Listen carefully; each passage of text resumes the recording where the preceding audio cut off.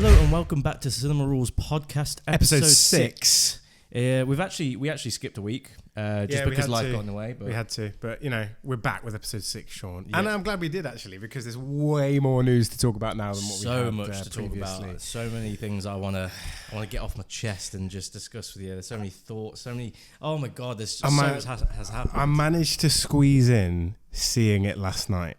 Deadpool and Wolverine, because I hadn't had a chance to see it over the weekend because I was busy. And me and Sean had tickets to see it, and I was like, "Oh yeah, Sean, when are we going to see it?" Then and we've seen it tonight, and you're like, "Sorry, mate, I've seen it twice." Hang on a minute, we had tickets on the Friday. Then we said we'd go Monday, and you were like, "Nah, mate, I've seen it twice." I'm pretty sure you couldn't go because you went on holiday. The betrayal. So you're the one that betrayed me first. I have seen it though. Yeah. You haven't even seen Deadpool 2. No, I haven't. Which is a kind of, not a major thing, but kind of... I know what happens in Deadpool 2 with Cable and the time travel stuff and all that. So, I mean, these comic book films, I don't care what anyone says, you don't need to see... I know I know people argue, oh, it's got annoying because you had to see all of them to be able to make it make sense. But you don't. You never do. They always use exposition to make the plot make sense. Yeah, I guess and, so. With Deadpool and Wolverine, there wasn't a plot anyway, so it didn't... you didn't even You're have not a fan of Deadpool, so I think I can understand. I do like the character. I'm a massive X-Men fan though. Yeah. Like in terms of comic books as well. I absolutely love the X-Men. They're probably my favourite heroes. Yeah. If I had to choose. Have you seen X-Men 97, by the way? The animated series? Yeah, no, I really want to. And maybe we should do a little reaction series of it. I watched the animated series when I was a kid. Yeah. But apparently the new one is like absolutely brilliant. Yeah. Oh man. Deadpool and Wolverine though. I mean, warning, there are going to be spoilers here, but I feel like you probably already will have seen them. I managed to go into it without knowing any spoilers. Yep. But my problem is, my big problem with it is that they spoil a good couple of things in the trailers anyway, themselves. What did they spoil in the trailers? The X-23 was in it. Yeah, that was the later. They also spoiled trailers, They spoiled that some of the characters were in it, like Sabretooth, for example, but he wasn't even in it for that long. I didn't even know he was in it. Did you not? Because I think I watched the first trailer and then I was like, oh, well, I'm going to watch that. So when he had was about to have the showdown with Wolverine, were you like expecting a big fight? Why was it in the trailers that it wasn't a big fight? No, but it was in the trailers that they were going to have a showdown, and then I'm not a massive fan of these superhero movies, so I wasn't expecting a massive fight, but I was expecting a fight. But I liked what I saw. Yeah. I mean, the fighting and the choreography was great in this film, and I didn't necessarily have a problem with Deadpool as a character. I think for me, the film was really funny, not in the lines that were written, but in the delivery of the actors and the communication between the actors and the kind of relationships that come about, because it's such a kind of buddy cop road trip film, isn't it? Where they're like absolute opposites. Yeah. That's where they're kind of, where it stems from, that's quite good. The comedy for me. Yeah. But I still think there are moments of that that infantile, immature comedy where people would just be like, ha ha ha, that's Deadpool. And we could just do anything. But it was the first time where I've really liked him as the character. Right. I mean, this is only the second time you've seen him as the character. Admittedly, yeah. I did like Deadpool one as well, but I'm glad they're bringing it into the MCU a bit more. And they're not actually. By the end of the film, they're still not in the MCU. Like, as in the main 616 universe, the sacred timeline. Yeah.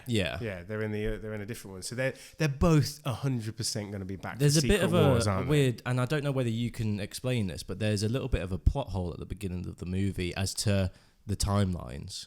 So he's in 616 because it says he's in 616, doesn't it? It comes up. But he was never in 616 in the other two movies. So how did he get there? He has the ability, I think, from Cable's. No, he doesn't, does he? Because Cable's thing's a time travel thing. He must be able to... He must have used the TVA thing at some point to go into a different timeline. I don't... No. It's never explained. It said 616, didn't it? It said 616, but he was a part of the Fox universe. How was he ever in the sacred timeline? He was not in the sacred timeline in the first two movies. The Fox universe, I think, was like 10... It said 10,005 or something like that. It was like... Yeah, it was like. I think maybe then the Avengers are meant to exist in that universe as well. Yeah, I mean, it does. But it said sacred timeline. It does poke. People have given it rave reviews, and it does poke fun at the multiverse, but it still has the same exact problems that all the other multiverse films had. My one problem, I said. Did I say what my one problem was with the film? I think the plot. The plot, right? It's really thin. It has the exact same plot as Loki season 1, and nobody bats an eye. I'm sorry, but it's the exact same plot. Yeah, but Tom, every Marvel movie has the exact same plot. Yeah, I guess so. But this is down to the point with like this is down to the point with like, I guess it's a different villain, obviously. But I mean, I don't have a problem. I say I have a problem with it. It's the thinness of the plot. I don't know. There's something about it. I feel like Hugh Jackman's Wolverine would have been better if he was the Wolverine that we knew from the original X-Men films, but he was his own universe Wolverine, so there was that pessimistic outlook to it. I love seeing him in the suit. Yeah, I liked the fact that he was a different Wolverine. Yeah, I didn't. When they first announced Deadpool and Wolverine, they said we're gonna pay homage. We're not gonna shit on the history of this character. They literally did on Logan, which I love. Which is hilarious. Which I love because the other day, the director of Logan. What's his name? He did Ford v Ferrari and the new Indiana Jones film as well. He came out and said multiverse filmmaking is the death of filmmaking, or multiverse universes are the death of filmmaking, or something like that. Yeah. And they did that with the Logan at the beginning. I liked the opening bit there, but then for me, the film was just dead until Wolverine actually came into it. Wolverine came into it pretty quickly. I don't think it was that quick. After it was literally the setup. It was literally the setup of him not being Deadpool, and then him going into the TVA. Then he meets Deadpool. But as soon as he came in, I thought it got its kind of momentum with the whole buddy cop thing. I thought the beginning with him digging up Logan, the whole dance routine from the credits. I'm not about that. I'm on about from the end of that beginning to where he said, "Oh, let me take you back." Yeah, that was like 10 minutes of the movie. It wasn't. It was like half an hour, mate. It was not half an hour. It definitely felt like half an hour. I felt like it dragged. I felt like it dragged. But I mean, that's just the setup, and that's the problem where I had, because that's the part that for me had the plot hole of the whole timeline and sacred timeline thing. Yeah, I think that although the film doesn't take itself seriously, you still have to for a little bit of plot, and I guess it does with the TVA and the villain. It does with Wolverine. And I do like. It reminded me of Guardians of the Galaxy a bit at the end, where they're holding on to the strands and kind of saving the world. It was very much like the first Guardians of the Galaxy, how the losers, who have always been the worst losers in their universes, finally saved the world, kind of thing. That is quite a cool. Yeah. A cool plot point. I think for me, my opinion on this movie, I think the first two Deadpool movies, in terms of, like you said, plot, are a bit tighter, a bit more, just a little bit of a better story, a stronger story. Whereas this, I feel, is the most fun Deadpool movie. Yeah, but do you think it has the same plot problems as Multiverse of Madness, the Doctor Strange film? I think the problem is when you go into these multiverse films, a bit like Spider-Man No Way Home, although that did have a better plot, and Doctor Strange Multiverse of Madness, people are almost watching it for the other universe, multiverse stuff. They're not watching it for the plot itself. Yeah, I feel like Secret Wars, people won't be watching it for a plot. They will be for maybe Avengers Doomsday that's been announced, but they won't for Secret Wars. Well, this is where I feel that Deadpool and Wolverine falls in terms of plot, is that it's not relying on a strong plot like the other two did, especially the first one. The first one had to be a good plot in order to almost sell it. I think it relies heavily on cameos and fandom. They're not really cameos. Because they do play huge cameos. A cameo is like a split-second thing. It's like a small thing. Yeah, but they do play a part in the plot. It's not like but you would. They're in still it for a short amount of time. They're secondary actors. I think they're not. But they're still cameos. They're still cameos. Cameo is like Stan Lee when he appears. Cameo is like like it's another Reed character. Richards It's another character. It's a nod to something else. That's what it is. So go on then. Talk about the cameos. Because they had the Fox universe characters, didn't they? They had Elektra from the Daredevil films. Yeah, and I didn't really care they actually really they actually was a real joke at Ben Affleck's expense as well, weren't they? They were like, "Oh, do you have a Daredevil?" And they were like, "Nah, he died." And they were like, "Oh, sorry." And she was like, "Eh." Yeah. And then they had Blade, Wesley Snipes, Which was insane. When I did not expect him to be in it at all. When he walked in around the corner and you saw him, I was like, bad ass. Yeah, the music was on point. The whole audience, the 2 times I went to see it, the whole audience were like, "Holy shit!" Yeah. Like they were shocked that he was in it. They had who were the other one? Gambit, played by Channing Tatum, which was hilarious. Yeah, it was always planned that about when X-Men Origins Wolverine came out. Because Gambit was in that film. Later on, they were trying to get standalone. Gambit standalone. It almost got made, and he was on.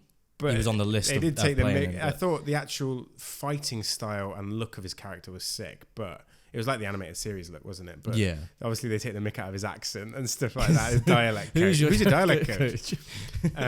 He's like, I was born ready when I was shot out of my daddy's dick. And then the last one was in that group was X-23, who I knew was coming anyway. Did you know she was going to be in it anyway? Yeah, I saw a small trailer where she was in it, and I was a little bit disappointed. If I'm honest, I was disappointed she was the last. They were like, but we've got a 4th member. I was like, who is it? And I was like, oh yeah, X-23. Was it? But I was almost also just disappointed in her performance. Yeah, it was almost soulless. But I never had a connection. I thought in Logan she was brilliant. She was all right in Logan, but I never had a connection to that character. Like, oh my god, it's amazing. No, I guess not. But this time round, it was like her acting was just empty. Yeah. That I really felt that the scene between her and Logan at that campfire was so quick and so offbeat, like emotionally, that I wish they had written that scene a little bit better. It started off really good when she started talking, and then when he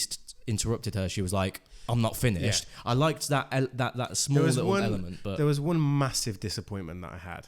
I don't know whether, because you hope for, there's going to be cameos, so you're thinking, oh, who could it be from like the Fox films or something. I just wanted the OG X-Men, or just 1 or 2 of them. I really did, man. Like James Marsden as Cyclops or something. I feel like he could have filled her role way better. The only reason why they didn't is connection. because it was the Wolverine that they picked's backstory. They were all dead. Yeah, but they could have all been dead in his universe, yet he still spoke to one. Yeah, like Magneto or Professor X or Storm or something. Yeah, I just think any of them could have been, because we know them. Yeah, there could have been another emotional scene of like a flashback or a memory when she goes into his head and maybe he's talking to Cyclops. Yeah, I feel like that would have been better. But there was one real cameo in this film that was a proper cameo, and that was Cavalrine, which I was like, no way. That was brilliant. Because there was a rumor that he signed on to do a Marvel film, but it was going to be like Captain Britain or an actual Marvel character, and he still could, because now anybody can play anybody. Well, he said, "Welcome to the universe. We'll treat you better than the shitbags across the street." And I'm so glad, man. I'm so glad, because he did get treated like shit. He did. 100%. He dropped The Witcher to play Superman again, and they were like, "No." So he basically quit his job to get that job, and then he got screwed over. Yeah. One of the funniest elements for me was Nice Pool. When he was getting shot, and he was like, "So how fast do you take to regenerate?" And he's like, "Regenerate?" He's like, "I think I'm hit." Yeah, that was also the funniest moment. The multiverse Deadpools do get on my nerves a bit, because they're so wacky and out there. Some of them are so ridiculous, aren't they? Well, and Dogpool gets on my nerves. I know some people will eat that up and they'll love it, but Nice Guy Deadpool, I love. Yeah, I mean, for me, again, one of the things that you say you're not a fan of with Deadpool is that he can say and do anything, and it's like, oh, that's Deadpool. But that's why people love him, because he's such a breath of fresh air that he can do whatever, and it's entertaining. But I did say, that's why it's a fun Deadpool movie. I did say when I found it funny, it is the performances of the characters, of the actors, delivery of the lines. The delivery of the lines. It's not necessarily some of the lines themselves. It's like, a lot of almost every gag from up until Wolverine appears were in the trailers. Yeah. I loved Wesley Snipes' first line in the movie. He's like, "I thought you were retired," and he was like, "Retarded." I love the line where he's like, "There's only one blade," and then Deadpool just looks at the camera. And goes, still might be there. That film's taken ages to get made, but the best actor for me, I said I liked the cameo of Wolverine, but the best other actor was Chris Evans coming back. When I first saw him, I was like, for God's sake, I was like, Captain America again. Oh, you thought Captain America? I turned straight to my brother and I was like, Fantastic Four. Yeah. Fantastic. Yeah, I should have thought Johnny. that. But when he said, wait for the line, I was like, he's definitely going to say flame on at that point. Yeah. So at that point, I knew it. But when his skin got like zapped up and he was just like... You stay for the after credits as well. Yeah. That was he's a great actor. Chris Evans is a great actor. He's always been comedic. The role of Johnny Storm was the comic relief of that original Fantastic Four anyway. Yeah. But I really want to see that Fantastic Four cast in Secret Wars as well. They can do anything. That's the point. The problem is when you can do anything, people will always be disappointed about. They do need to wrap up this whole multiverse so that they can go back to a stronger Secret story. Wars will be it. They will. Yeah, no, 100%. It will be. The there's rumor that Kevin Feige's next Avengers Ultimate Endgame phase or whatever it is going to be Avengers versus X-Men with like the new X-Men cast that they bring in. Yeah. Do you think they should have Henry Cavill as Wolverine after that or not? Just someone new. I think they should go with someone that's like small, short, really. What, someone like that is Hugh Jackman when he first... Yeah. That looked obviously ridiculous because it was CGI and they tilted the camera to make him look even shorter. But I really think that they should stay true to the comic and have someone... I liked the idea of Daniel Radcliffe potentially. Apparently they were going in for Taron Egerton because he's quite short. Taron Egerton as well. I wouldn't mind. But someone short that could... I don't know. But Henry Cavill's got legions of fans, so they'll probably be campaigning for him to get it now. Well, I think with the thing with X-Men, are they not wanting to go for a younger cast again, so that they can prolong it? No, I think they're going to go for a cast that's more like, when you say younger, I think do you mean like X-Men Apocalypse cast? Early to mid-20s.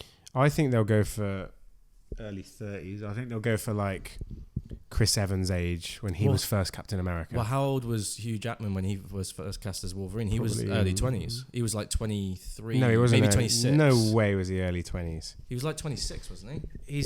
He's about 52 now, isn't he? And didn't that come out in 99?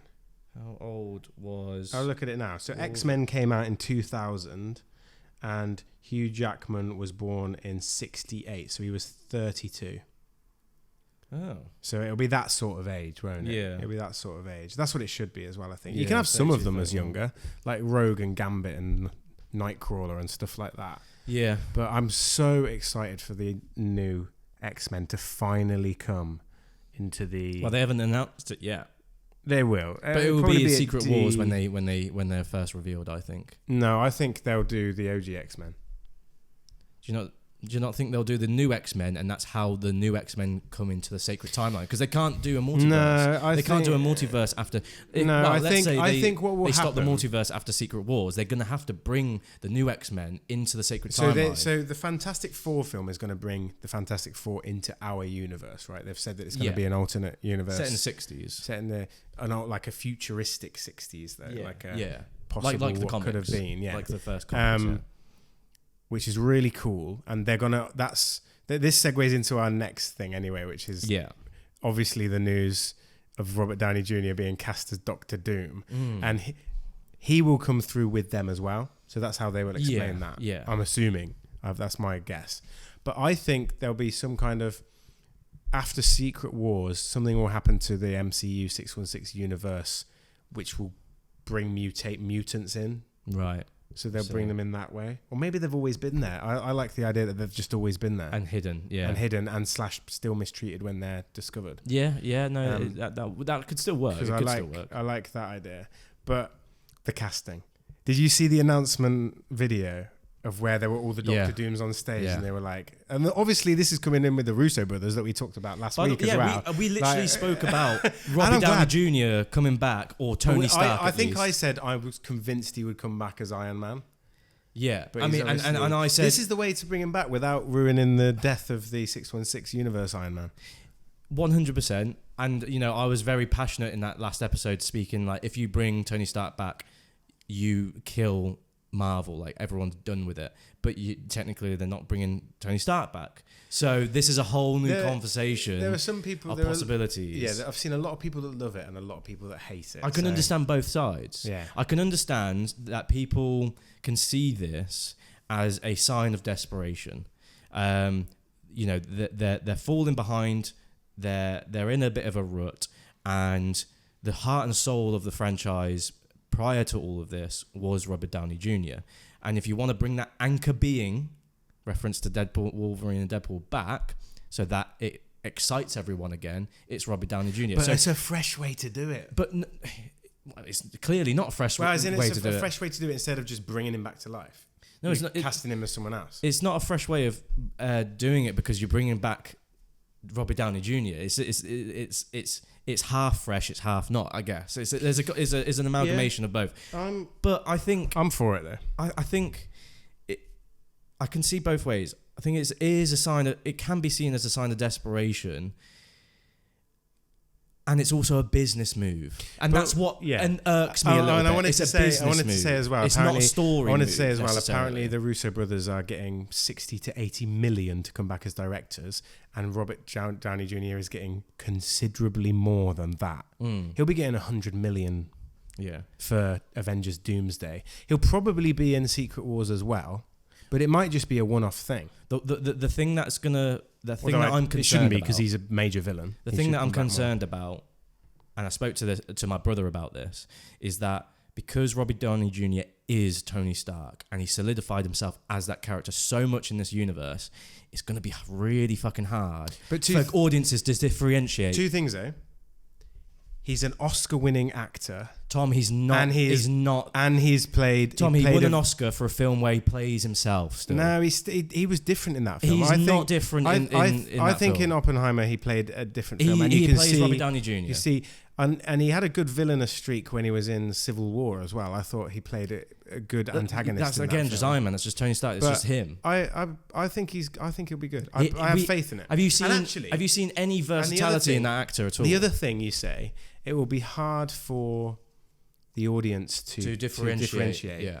But it will be hard for the MCU characters, the heroes, to differentiate, and that will play a part in the film. And that would be a good element. They loved Tony Stark as a brother, and a mentor and a teacher. People like Spider-Man, Falcon, War Machine, the Hulk. Will play a part. I agree that will be a very interesting thing. But we're going to be seeing Doctor Doom before that happens. So we're going.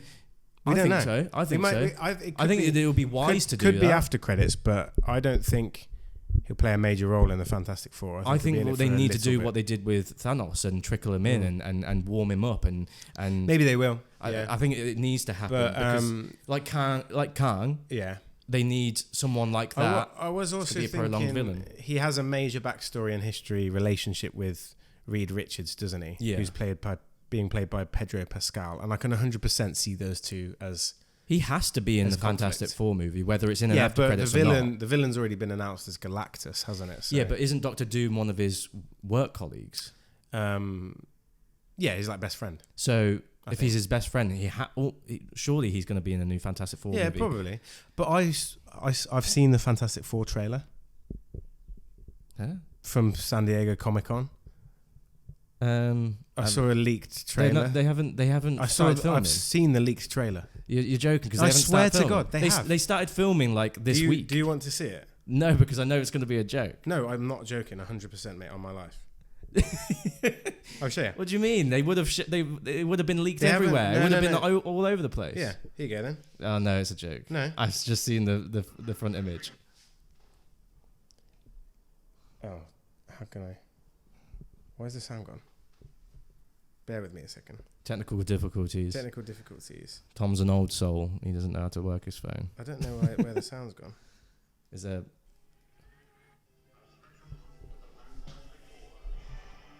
This is from San Diego Comic Con. We probably can't put this onto the actual YouTube video.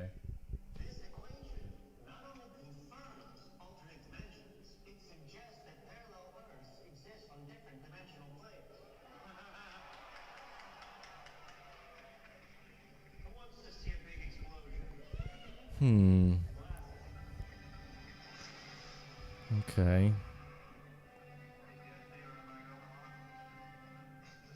I'm so confused because there's Ebon Moss-Baccarat as well as Pedro Pascal. Yeah. I'm so confused because when they revealed Robert Downey Jr. as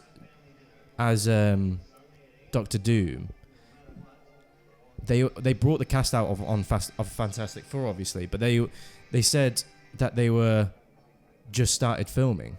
Yeah, they have, but sometimes they get footage quite fast, don't they? Enough for CGI. I think they actually started filming it. So how come that hasn't been released? Well, apparently they also showed a trailer for. Because normally. Apparently they also showed a trailer for Thunderbolts, and that didn't get released either. They always do at Comic-Con. They always used to show teaser trailers that they didn't bring out for another year. Yeah, true. That is true. But you do see like the Thing in it, and Johnny Storm and that, and it looks great. You even see Galactus at the end. Right. It's got that really optimistic, alternate 1960s kind of vibe. Yeah.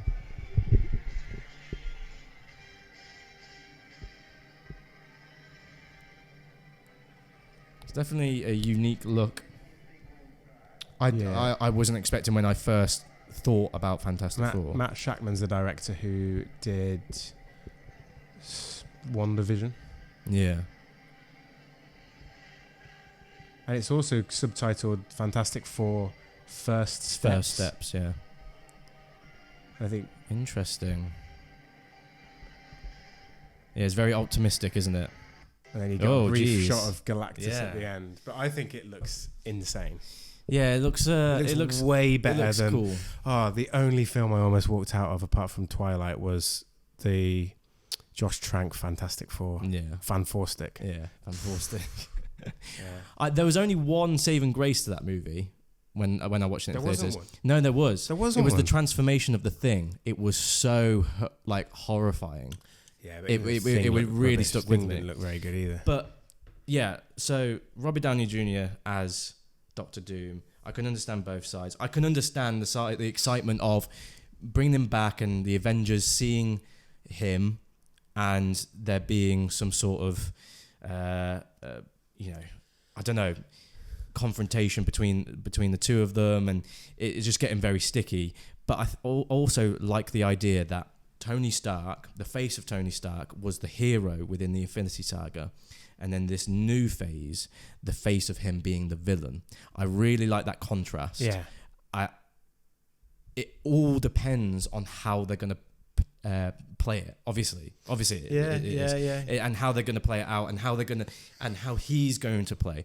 Robert Downey Jr. I think, like I said, my trepidations about Robert Downey Jr.'s range as an actor, and it's going to be hard for audiences to differentiate him from Tony Stark because I feel that he plays the same character in most things. I'm not saying he's a bad actor for that, but I think however, I do feel that playing villains gives you a lot more to play with. And they'll be aware of this problem that they're facing as well. Like, yeah. He's been brought in to replace Kang the Conqueror because it was called the Kang Dynasty and now it's called Doomsday. Yeah. The fact that it's called Doomsday and it ends with, I presume the universe is getting destroyed and colliding into Secret Wars, he will be like killing people in this film. Yeah. He will be like destroying people. He will be an antagonist, like on Thanos level. So that's why I don't worry about that. Oh, there we go. But if the one of the main I think one of the main interactions you want is Spider-Man and him. Yeah, and they're going to have to figure out how to bring Spider-Man. Mr. Stark. Surely they're going to have to try and figure out how to bring Spider-Man back into everyone's minds because they forgot about it. I don't think they have to. I think it's going to be very awkward to integrate him. If not, There might be a way of doing that. Maybe they can easily do that with Doctor Strange, can't they? But I think I prefer the idea that Spider-Man, nobody knows who he is. Yeah. there might even be another Spider-Man film before Secret Wars. I can't see it because it's 3 years until Secret Wars. Well, 4 years. 2027. 4 years. I could see Three. Them. I can see them doing it. I can see them 3 years. It's not that long to create a Spider-Man movie that I haven't announced yet. They might do. Anyway, Yeah. moving on, Sean, Yeah. to our next topic. I want to talk about Jurassic World, given that we're on franchises, and I think it's been leaked or very heavily rumoured, or at least we've seen it in different news sources, that the next Jurassic World film, being directed by Gareth Edwards of Rogue One fame, is called Jurassic World Rebirth. You groaned, Sean. You groaned. Well, I think we've spoken about the Jurassic World franchise on this podcast very briefly before in another episode. And if you know me, you know that I'm a massive fan of the original trilogy, even Jurassic Park 3. Some people say Jurassic Park 2 is even worse than Jurassic Park 3. I disagree. It's actually a brilliant movie. I grew up on those films and I loved them. And Jurassic World, the original Jurassic World, the first one, was very exciting for me. I think it tugged on my heartstrings a little bit in certain elements, but overall it was an okay movie. And then it just descended into Fast and Furious. Do you know what I find ironic about Jurassic World? The bigger and better creating the bigger park of Jurassic World is also the same problem that the film has and the franchise trying to go bigger and better? Yeah, so they don't learn from the message of the film itself. No, they don't. It's really weird. They should have a contained story again. So I heard on the grapevine that the tone and direction they want to go for on this film is Rise of the Planet of the Apes trilogy vibes, with that atmosphere and the deterioration of the world into Jurassic World, as in actual Jurassic World. So darker. It's the world getting reborn into the Jurassic period, basically, with the dinosaurs everywhere and people getting destroyed and stuff. I like that. I like that. If the tone is the same, and then but I doubt they're gonna go with that tone. The other one, which scares me even more, because I quite like that idea. That's probably what I would go for. Because you can't just have another park and another island. But the thing is, the success of those Jurassic World movies hinged on its tone, and that tone was Fast and Furious action. People being amazed. So your worry is that because it was $1 billion, they're going to be scared to go for a different tone. Yeah, but I think critical reception of them. Yeah, they know they have to veer off in a different tone, and the fact that it's called Rebirth kind of hints towards that. The one I heard they might go for, though, is the one that we heard years ago where they would like splice people with dinosaur DNA. And that's the one that sounds Fast and Furious with me. Sake. I remember we were at school when that was. And we actually made a podcast when we were in school. We tried to talk about it. We did one episode, and because we also tried to. We created a Facebook page called Legend Reviews. Yeah, we tried I posted like a little blog about that news. I think we did the X-Men First Class trailer as well, if I remember right. Yeah, we did. Geez, that was bad. Please don't do that. It sounds like a terrible idea, because there was concept art, wasn't there, back in the day? There was. And if you see it, there's like human dinosaur hybrids, and we were, even at the time, I was like, what the hell is this? They did that in Primeval. The shitty TV show. Bad idea. It was a bad idea, so don't. But this is being done. I have faith in Gareth Edwards. Yes, because he created the best Star Wars movie since Disney got hands of it. But Legend says somebody else kind of helped with that. Oh, really? Yeah, there was someone else, like a producer, I think, that might have partially directed or something. Well, a lot was cut. He did Godzilla, didn't he? He did do Godzilla, yeah. And that had the dark tone as well. Has he even done a film since then? I just want to double check. Yeah, he did do one, didn't he? Yeah, he did. Gareth Edwards. Let's have a quick look. I was surprised he went down this route and he wanted to do a Jurassic World film. He did Suicide Squad, didn't he? Because not the newest one, obviously, not James Gunn, but the other Suicide Squad. No. He did, let's have a look, director, The Creator recently. That was the only film he did since Rogue One. Did you see The Creator? I didn't. I've heard it's good, though. Damn, I wish I went to see it, but I didn't. It's on Netflix, though, I think. Yeah, it is. But he's only done Monsters, Godzilla, Rogue One, creator. So he's done his track record is really good. I think it's good, yeah, and I have faith in him. Yeah, and I think he will be.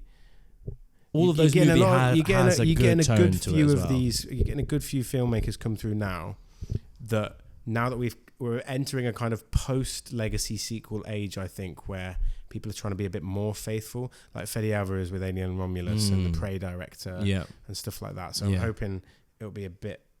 It'll harken back to the originals. Yeah, I mean, if you search... I think it's confirmed that Scarlett Johansson's going to be the main actress in this cast, and that also Mahershala Ali is the guy that's going to be the new Blade that was in Moonlight. Yeah. I think he's confirmed as well. For me, Scarlett Johansson just she pops out as a superstar now. So Scarlett Johansson, Jonathan Bailey, who's from Bridgerton, Mahershala Ali, Rupert Friend, who's a good kind of character actor. Yeah. And the other ones are kind of young actors and actresses that I haven't heard of. Scarlett Johansson to me just seems like the odd one out there. When I think of Scarlett Johansson now, despite her having a good track record of good movies, she's a superhero. She is the most successful actress of all time. Really, that's impressive. I mean, but for me, I just think of Black Widow when I see her now. Yeah, I know, but she's also a very kind of Oscar caliber actor as well. She's been in Her, she's been in Lost in Translation. Yeah. She was in ever since from a young Don John age with Jason Gordon. She was just in one with Channing Tatum called Fly Me to the Moon that I think. Yeah, I haven't seen that. I don't know. But she's been in Asteroid City as well. That new, what's he called? Grand Budapest Hotel director. Oh, I don't. Yeah. I haven't heard really getting on my nerves. Asteroid City. She was also in Marriage Wes Story. Anderson. She was in Marriage Story with Adam Driver as well. I think she's Oscar caliber. Yeah. So it depends, doesn't it? I think the problem they had with I want to hear what the you synopsis. might be thinking of is I want to hear the synopsis first. Is there a synopsis? They haven't released a synopsis, I don't think, just yet. No. It'll be at the top if it is. No. Jurassic World 4. Does it have a logo? No, it's got a fan-made one, I think. Jurassic World 4 / Rebirth, we think it's going to be called. Well, they changed films quite a lot.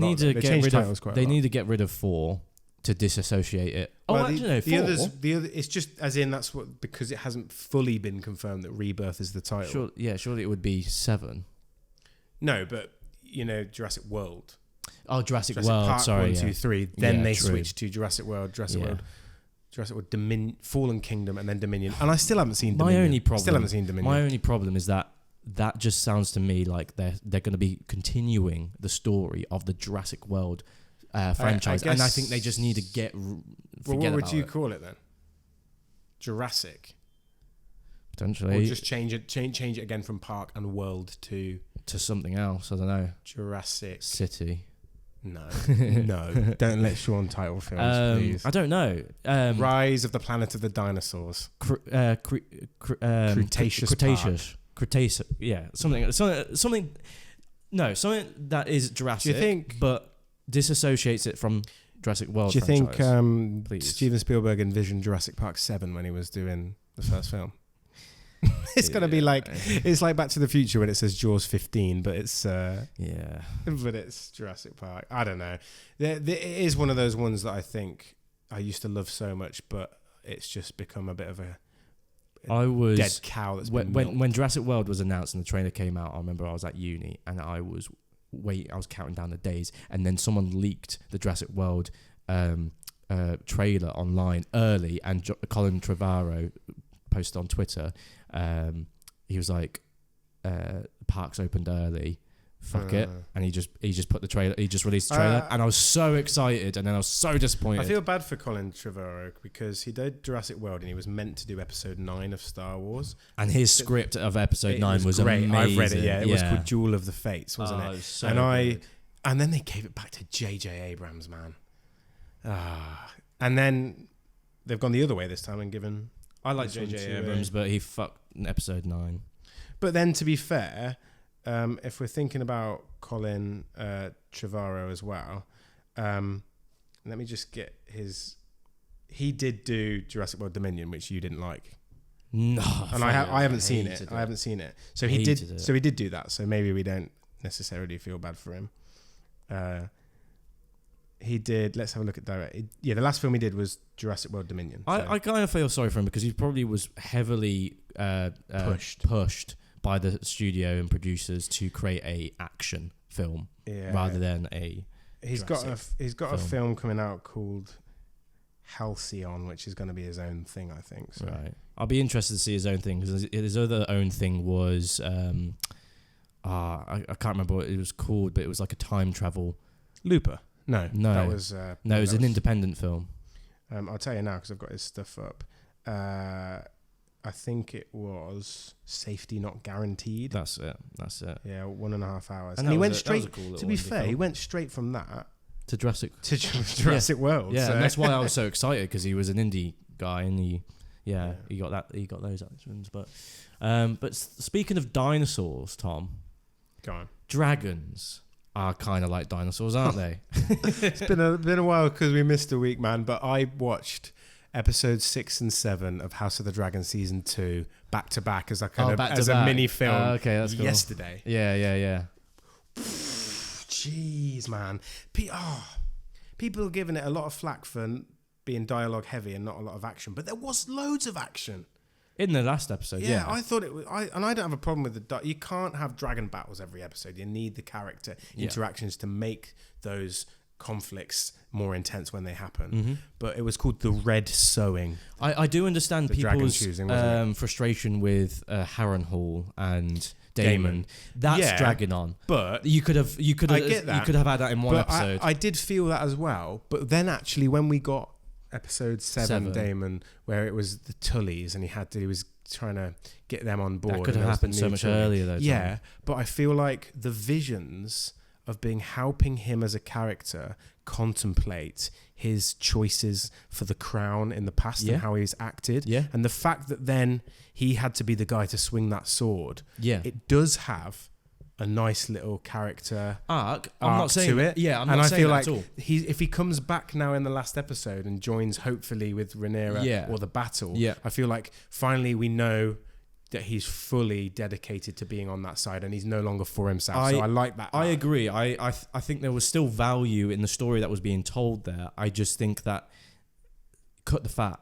Like any story, any good story. If the story can be told within 1 hour instead of 2, tell it in 1 hour. The problem is they're very much being faithful to the source material, and he just stays there in the source material. So they'd have to come up with some kind of side story to do anyway, which is what they tried to do with the Brackens and the just don't have as many episodes. You could just cut him out. Yeah, you don't have to have as many episodes of him focusing on him. You could just not have him in it. They haven't had Otto Hightower in it for a bit, and they've just said, haven't they? Yeah. Aemond, who's now going all out as trying to be their ruler, basically. It was I want Otto Hightower back as the hand, which was quite cool.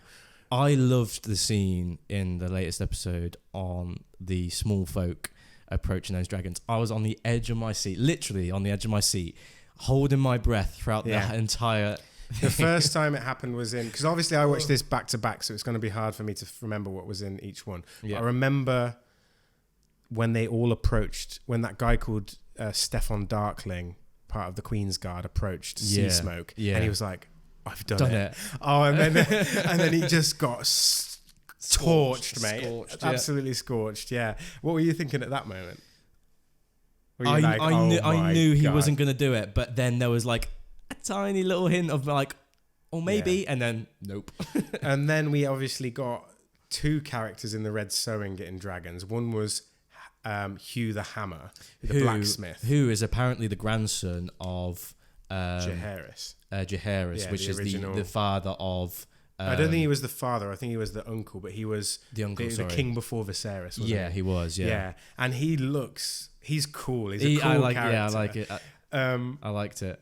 But then you've also got this random guy who I thought in the pub was just bullshit. Yeah. Everyone. My wife who I watched it with, he's called Ulf, isn't he? Yeah. And my wife who was watching it with was like, he's going to get burnt. There's no way. He's going to die. And then she was like, what the hell? And I was like, sometimes those drunks at the pub are just telling the truth. Like, it's mad. It was absolutely it's the way crazy. He did it. He was just sitting there like, he was basically...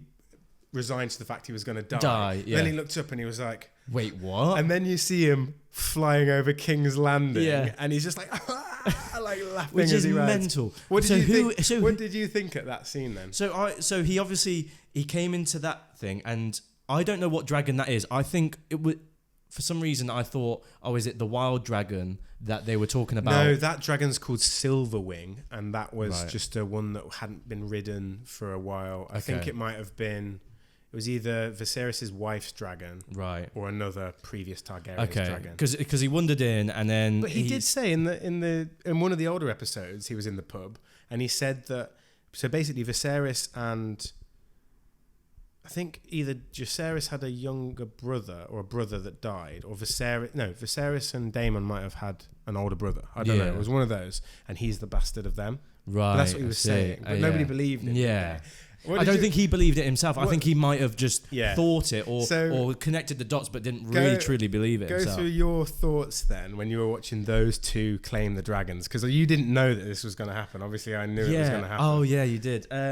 So when it started burn, when All the people started getting burnt. yeah, what was the dragon called? Vermithor, Vermithor. That's it. the Bronze Fury. Yeah, the Bronze Fury. When he started burning everyone, I was like, oh, that's it. Like it's.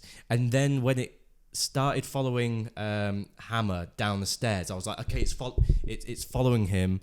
The camera's following him. The story's following him. Okay, something's going to go down with it. I hope to God. And he hid behind the rock, and I was like, oh my God. I was so tense. I was just like, is he going to die? Is he not? And then he shouts at the dragon for saving Thingy. And then I thought, okay, maybe the dragon respects the fact that he's going up against him. Maybe that's the reason. And then obviously I found out later on that he's potentially the grandson of Jaehaerys. But that whole scene, I was like, "This is fucking badass." Yeah, I was just like, "Oh my God!" And he had then you see Rhaenyra at the top when he's facing, and he did kind of have the tiniest bit of a smile at the end. yeah. And what makes him and Ulf so cool as dragon riders or as characters is that they only have allegiances to themselves.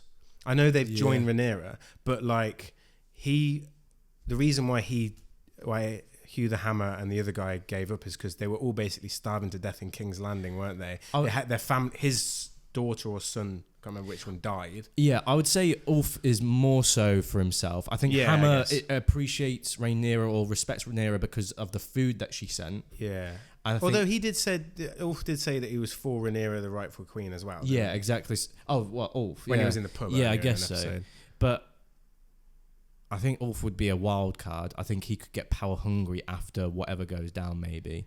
But and when Ulf walked into that cave, I saw the dragon immediately. Even I thought he was going to get eaten. I was like, oh my God, you're screwed, mate. You're screwed. And then he steps in the thing. I was like, oh, it reminded me my God, a you're bit. even Speaking more of Jurassic screwed. Park earlier, it reminded me of like being in there with the Velociraptors. I did think that. Well, I wouldn't say I didn't Or like think being the in there with but a I just thought Jurassic dinosaur, Park. yeah. I just thought Jurassic Park. I was It was like, dark. It was, and he was pushing him. He was toying with him, and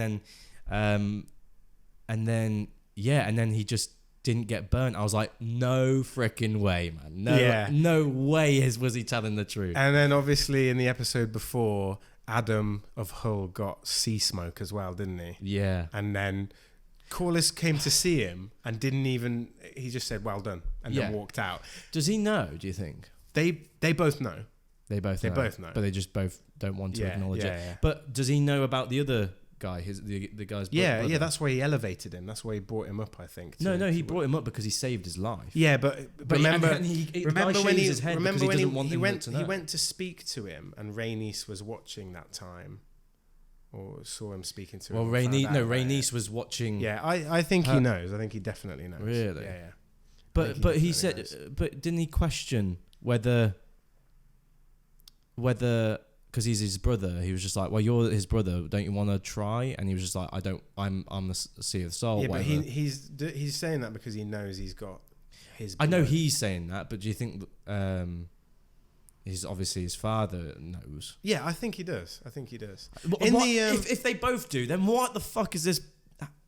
Because this just cryptic. Just say it. Because remember as well, at the moment, they've got a younger Jacaerys Valerian, or Jace, has got a younger brother called Joffrey that's been sent away with Baelor Targaryen, who's called Joffrey Velaryon, and that's who, because their second name's still Velaryon, that's who Corlys wants to be the heir to Driftmark. Yeah. Not the new guy, I guess. But all I'm saying is just watch, man. Just watch. But it's so good, isn't it? It's that they've got 3 more dragons, and Aemond went over with Vhagar, and now he's like, I do feel that this season so far, I know we've got one more episode, I do feel that in terms, there's a lot more fat here than in the season 1. But I like it. You get more time with different characters, and that's what Game of Thrones was always about. You don't know who lives, you don't know who dies, you don't know who to follow. But I just hope they end on a bang. Yeah, I love how the Dance of Dragons, this time period, is about how the Targaryens messed up. They killed all the dragons off and messed everything up, and And I liked how you saw a hint of that in that the keepers of the dragons basically were like, we don't want any part in this. Yeah. And now they're just giving them off. Yeah. They're giving the dragons off to random people, so they don't know how it's going to go, do they? Yeah, it's the fall of the dragons. One thing as well that I liked from these 2 episodes was Larys going to see Aegon and saying about his little backstory about him being born with the twisted foot or the club foot, and trying to say, "Oh, you're wrecked now, but you've got people to use your mind." People will underestimate you. And he also told him, "Your brother wants to kill you." Yeah, which is cool as well. And the fact that you will be looked down upon and you will be underestimated for it. Yeah. One thing I got no idea about is what Alicent's doing out in the woods. I think she's given up. Do you reckon? I think she has come to terms with the fact that she has created this chaos herself, her own being, and she's trying to find peace. Actually, my favourite interaction was between her and her brother when she said, "Oh, how's my other son, Daron?" And he's like, "Oh, he's kind." "Oh, he's actually kind," and she feels like she's made her other sons messed up. Yeah. I think the reason they're talking about him more and more is because he's going to come into it, isn't he? Yeah, no, I agree. But yeah, what an episode! Last episode. Like almost a rewatchable episode. I could rewatch it again. But final episode next week. We'll see what happens. I hope we get a battle. Same. It needs to end on a bang. In order to, I think it might be a battle based on what happens in the books, but they might deviate. I feel like the season needs it.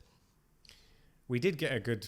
We already had a good battle, but the season started off really well with the assassinations and all of that. And then we had the battle in the middle of the season, but there's just been too many filler episodes that it needs to end on a strong note. Yeah. For people to be like, okay, I'm excited for season 3. Yeah. Because season 1 was so strong, and consistent. That's the key here. It was a consistently, good quality show in the first season that people were interested in season 2. They needed end on a bang for season 2 to have people interested in season 3, I think. But yeah, I'm excited, man. It's going to be good. Yeah. Horror news. Yeah, we've had unexpected horror news. Actually, which one's unexpected for you? The Inner Violent Nature 2 has been announced. Well, I don't see that as unexpected because I see it as it's been a small indie film. Oh, not small bit, but it's been an indie film. It's kind of small. It's been pretty popular, I think, because of the concept and because of some of the. But that's why I think it's been word of mouth that's developed that film. But that's why I'm so surprised because it is an indie movie and it wasn't widely released. It only showed a couple of times at our theatre.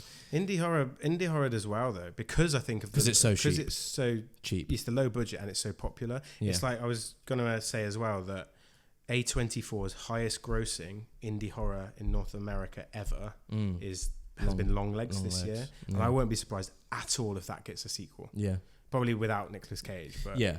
And I also think that Inner Violent Nature 2 is going to be better than Inner Violent Nature 1. It's like we've got Terrifier 3 coming out. Yeah. Those films have basically skyrocketed as well. Yeah. And when the fans are willing to watch it, you up the budget a little bit. Yeah. You can do a lot, can't you? You can do a lot. I mean, I could imagine them doing. I hope it's not too similar. They don't just have him coming up again with a new set of campmates. I hope they do it differently somehow. Well, this is the thing. I think I don't think the budget was the problem with that movie, because it actually looked really good, and some of the sequences were really cool, and the deaths were really inventive. I just think that there was a problem with pacing, and there was a problem with a little bit with story, and I think there's a lot of criticism online about it, and I think in the sequel, if they really listen to the fans and listen to the reviews, I think they can correct those mistakes and those issues for the second film, and that's why they will. And that's why I think the second film will be better. I think they will. Did you see the trailer for Terrifier 3 as well? I did, yeah. What did you think? It's a Christmas film. But out in obviously Halloween. I really liked the music that you used within it. I really like Christmas music being used for horror movies. I don't know what it is. It's just it's really the juxtaposition, eerie. Isn't It's it? So it's the eerie. Juxtaposition. Yeah. That's what it's like when you have the original time I remember it takes me back to is Reservoir Dogs with the music, the fun music of Stuck in the Middle with You as he's cutting his ear off. Yeah. Like it's the weird kind of. That's why there's a lot of Christmas horror films. Yeah. But yeah, I'm excited for Terrifier 3. I can't wait for this Halloween because I want to watch Terrifier 2 with everyone, with all our friends. This Halloween? Yeah, I think I might host it here, get the big screen up, projector. Terrifier 2, are you sure people can handle it, man? Yeah, our friends can handle it. But it would be so much fun, I think, watching it again. Yeah, to be fair, I'll watch it again. Yeah. Yeah, the film I'm looking forward to most, a horror film, is... whenever Velocipasta 2 comes out. Oh, Jesus Christ. Oh, yeah, they are making that. Yeah, apparently, yeah.